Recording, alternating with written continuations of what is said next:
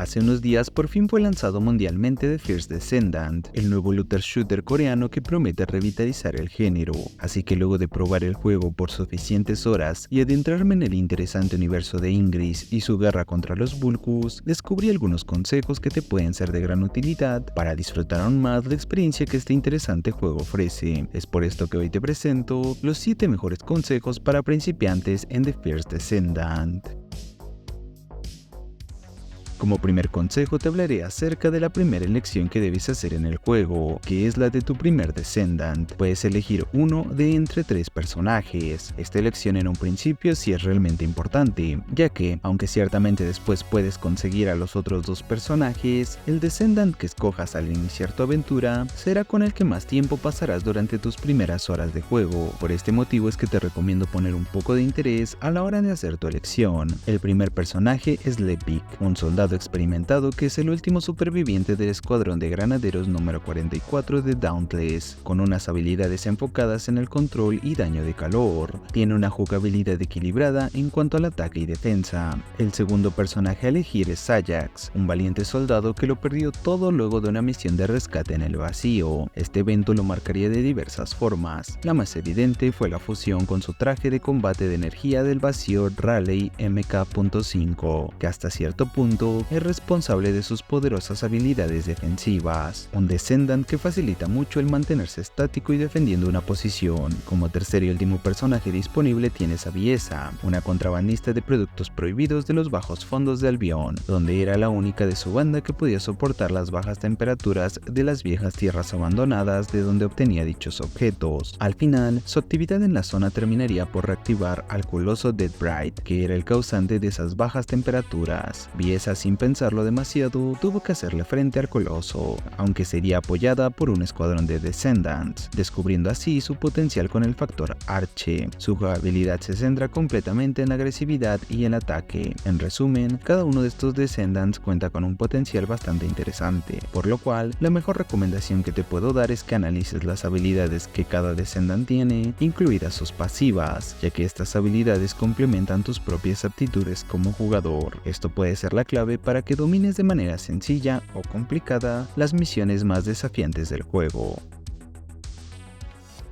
Como segundo consejo, quiero hablarte del mapa, que básicamente es el que conecta todas las cosas que puedes hacer en el juego. Lo menciono porque te puede resultar algo complicado en un principio debido a las diversas posibilidades que The First Descendant te ofrece desde un inicio. Pero bueno, esta recomendación se resume en que cuando no sepas qué hacer, solo sigas el punto de interés activo. Estos puntos se marcarán siempre con un color en morado con tonalidades rosadas, y son una especie de guía para ti en tus primeros pasos. Pero hablando más en detalle, el mapa se divide en 2. El primero es el de la zona en la que te encuentras y el segundo es el mapa del mundo. Puedes acceder a este mapa desde el dispositivo de búsqueda de Ingress, ubicado cerca del portal de la entrada principal de Albion. Para los jugadores que son de PC, el atajo de teclado por defecto para el mapa es la tecla M. Para alternar entre el mapa de la zona o del mundo, debes presionar la tecla G. Esta tecla también sirve como atajo directo para acceder al mapa del mundo al instante. Si eres de otra plataforma, basta con que mires la parte inferior de la pantalla una vez estés en el mapa para saber el botón que debes utilizar para dicha acción. El mapa del mundo te permite navegar entre las diferentes zonas del juego, cambiar la dificultad de las zonas, además de acceder a las misiones de interceptación para enfrentar a los colosos. El mapa de las zonas es el que te permite acceder directamente a los puestos, que son la entrada de la zona como tal, donde una vez dentro debes dirigirte a las diferentes misiones de la zona. En este mapa puedes elegir el modo de la sala en que jugarás. Si la sala es privada, tendrás toda la zona únicamente para ti. Esto puede ser lo ideal si eres un jugador que disfruta más de recorrer su camino en solitario o con sus amigos cercanos. Si eliges la sala pública, que es la opción por defecto, la zona en la que vas a acceder será compartida con más jugadores, a los cuales puedes apoyar o ellos te pueden ayudar a ti a realizar las diversas misiones de la zona. Desde este mapa, también puedes cambiar la dificultad y conocer las recompensas disponibles de cada misión, así como su chance de drop solo con leer su descripción. La opción de leyenda del mapa te puede ser muy útil para estar al tanto de qué significa cada símbolo o marca del mapa. Te recomiendo le des un tiempo.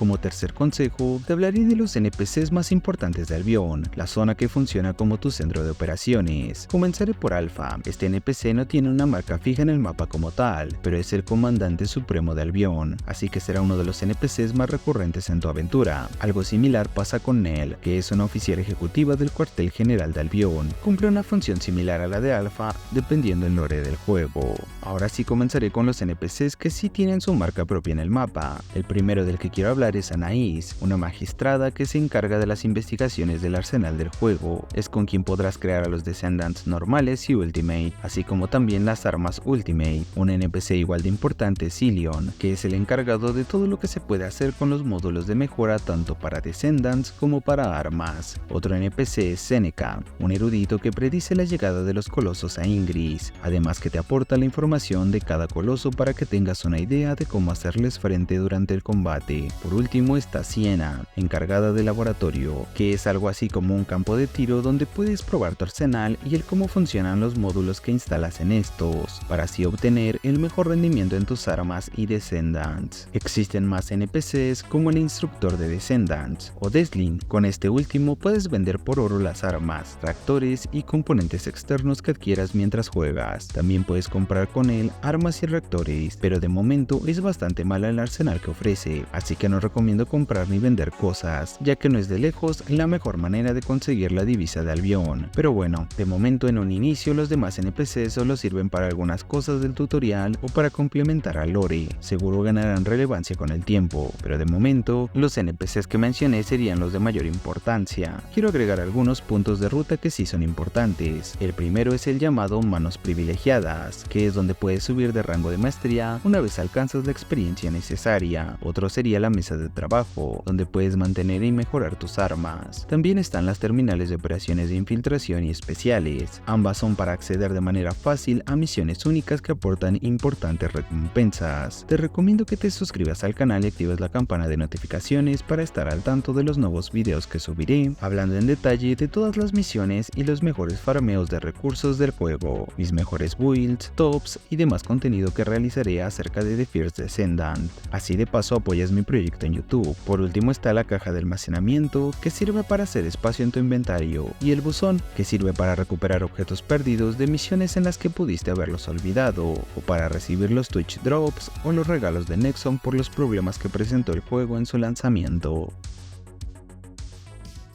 En el cuarto consejo te hablaré del arsenal del juego. Las armas normales y raras las conseguirás como drop al derrotar enemigos o como recompensas luego de completar misiones. Para las armas Ultimate toca conseguir sus planos y componentes en diversas misiones, para luego crearlas con Anais. Como dato curioso, las armas Ultimate tienen una habilidad pasiva única. Volviendo al tema, para elegir el mejor arsenal que puedes equipar obviando el gusto y la comodidad personal, debes prestar atención al nivel del arma y a los 4 atributos únicos que cada arma presenta. Aquí tienes un ejemplo en donde, a pesar de que son literalmente la misma arma con el mismo nivel, sus atributos únicos cambian. Estos atributos pueden agregar mejoras interesantes como más daño contra un tipo de enemigo específico, agregar más cadencia, quitar retroceso o incluso agregar un atributo de daño elemental de manera innata. En cuanto a los módulos de mejora, mi recomendación es que los instales en Albion, principalmente porque es donde puedes mirar las estadísticas del arma al mismo tiempo que instalas los modificadores. Se pueden instalar modificadores incluso mientras estás en las zonas de acción, siempre y cuando no estés dentro de combate, pero al hacerlo fuera de Albion, si quieres mirar las estadísticas de tu arsenal, debes regresar a la pestaña de inventario y abrir los detalles de tu arsenal, por lo cual te obliga a ver estadísticas o mejorar tu arsenal sin verlas, haciendo más enredosa la tarea.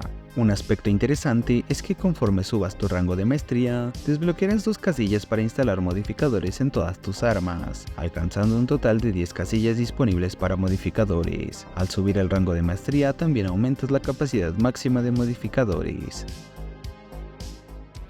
Ya que hablo acerca de las mejoras de armas, en el quinto consejo te hablaré de las mejoras de los Descendants. Estas consisten de momento únicamente en la instalación de módulos de mejora y de reactores. Hablando de los módulos, debes prestar mayor atención a los que aportan mejoras a las estadísticas de defensa y habilidad, que son las que te mantendrán vivo durante tus partidas en el juego. Estas estadísticas las miras en el menú principal del inventario, en la opción de ir a información. Quiero destacar que la estadística de PM máximos hace referencia a la cantidad máxima de energía para habilidades que puede almacenar tu Descendant. Otro aspecto importante es que los Descendant cuentan con 2 casillas de módulos extra, sumando un total de 12 casillas de módulos de mejora. Una de ellas sirve para mejorar exclusivamente el ataque secundario, o sea el puñetazo que puedes lanzar para salir de los apuros, y la otra casilla es exclusiva para módulos de aumento de una habilidad del personaje. Estos módulos son especiales ya que pueden mejorar o inclusive en ciertos casos cambiar por completo una de las habilidades de un Descendant. Aprovecho para mencionar que las versiones Ultimate de los personajes se diferencian por tener mejores estadísticas que su versión normal, además de tener módulos de mejora de habilidad exclusivos para las versiones Ultimate. Estas versiones pueden usar tanto sus módulos de habilidad exclusivos como los módulos de habilidad de su versión normal. En el caso de los reactores, para aprovecharlos de manera óptima, debes prestar atención al atributo que tiene el reactor. Este debe coincidir con el atributo de las habilidades del Descendant al que le equiparás dicho reactor. De momento existen 5 atributos que corresponden a las habilidades de los personajes actuales. Estos son calor, frío, toxina, electricidad y las habilidades que no tienen un atributo elemental. Ese cuenta como un sin atributo. Los reactores de rareza rara Eso ya es demasiado para mi cabeza, yo no doy para tanto. tienen condiciones de optimización, que de cumplirse se mejora un poco más la bonificación que aportan a las habilidades del Descendant. Estas condiciones suelen ser únicamente de portar un tipo de arma específica.